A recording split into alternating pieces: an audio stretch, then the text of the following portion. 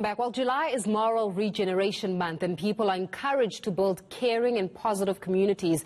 It takes place in July to commemorate former President Nelson Mandela's birthday, as well as the signing of the Charter for Positive Values in July 2008.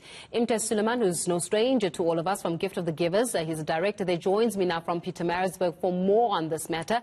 Imtiaz, thank you so much for joining us this evening. One would say that Gift of the Givers is a perfect illustration of complete altruism. When I say the term moral regeneration, what does it mean for you? Good evening, Faith. It has a very broad context to me. To me, it basically symbolizes anything that's good.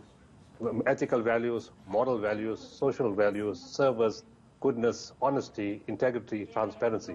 Anything to do with goodness, promote good, promote harmony, humanity, and reconciliation and good values. And when we're looking at where the country is right now, one may say that politically we're in a contentious situation when it comes to our health matters. While COVID-19 has seriously taken out even the humanity from many of us, how do you see humanity and the idealism of humanity being reinforced in us once again, particularly in the climate of the times that we're living in?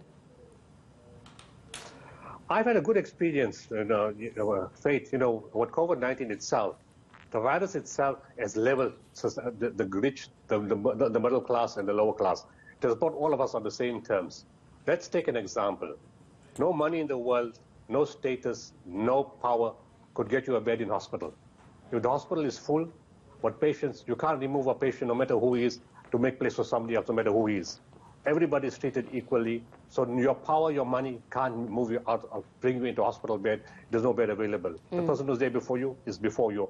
It creates an awareness to you that, you know what, power and materialism doesn't mean anything. And it is at that point that you realize, especially in a time when it came to hunger, when it came to difficulty. In terms of the poor, it's the same. They're still hungry, they're still thirsty, they still don't have clothes, they still have diseases, HIV and TB and other things. It was the middle class and upper class, to their credit, many of them got the realization, oops, if this is what we're going through, what lockdown, what loss of economy, loss of business, the challenges we're having, what's happening to the poorer people. And because of that consciousness, a lot of people started becoming more generous, more compassionate, more caring for human beings. And that has been a good thing. In government itself, you ask the political issue. In the government itself, there's clearly two lines. Those people who really want to do something good for the country, and those people who only care for themselves. The PPE is a classical example. At a time of crisis, when healthcare workers could die because of the shortage of PPEs, people became greedy. Not only did they become greedy, many of them supplied substandard stuff, which you yourself will not use, and yet you're risking the life of another human being. So we got this dichotomy. On the one side, those who want to do good, and the other side, those who just don't care about what's going on. Yeah, but this opportunity then presents itself with a moment in time where we as humanity and maybe we as South Africans can press a reset button on what we value as important and how we look at each other for support, especially in light of the spirit of giving. I tell you one thing, Imtiaz, we're talking about moral regeneration, and it's the 3rd of July. I've not heard much said about moral regeneration, even from a government perspective. So it says something about where the focus and the priority areas are. But does it present us an opportunity as humanity to go actually press the reset button? Let's start all over again. Well, it's happening already, Faith. It's happening in different ways.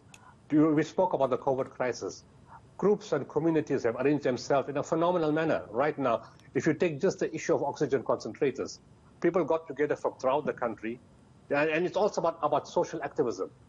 To get moral regeneration, to press the reset button, we have to have social activism. People in the country have to stand up and need to be counted. The issues are, number one, why are 400 junior doctors not registered with the HPCSA? We need to discuss that issue, and there's activism around that. It's a crisis. It's a failure in management and emergency response. We have the doctors. Why are we not putting them in hospital? That's one issue. The oxygen concentrators. Communities got together and said, okay, we won't sell the concentrator. We'll have a criteria, and whoever wants it on loan, you can get it. We're not asking your status, your wealth, who you are, where you come from, what religion, what color. You need help. Fill the sheet in. If you meet the criteria, you get the concentrator. Take the food parcels and difficulty. People are sharing their money, sharing their food, sharing their resources. It is happening in South Africa. Maybe it's not highlighted to that extent. It's not in the frontline news. The frontline news always is the challenges and, and the crisis. Yeah. But there's a lot of goodness going on in the country. Well, and with that said, let me ask you this. Do you think that there's actually political will to morally regenerate? Yes, there is. It comes to the same thing again. There's a lot of people with goodness in government who want to see good things done. Unfortunately, a lot of them don't know how to do it, and they tell you that quite openly. But when you speak in the corridors of power, and you speak to the politicians and the civil servants, and you see the actions, there's many, many people we've come across. I mean, we come across a hell of a lot of people because we go to a lot of areas. We're in every corner of this country, and we see the good, the bad, and the ugly. But fortunately, the good overrides all the bad and the ugly.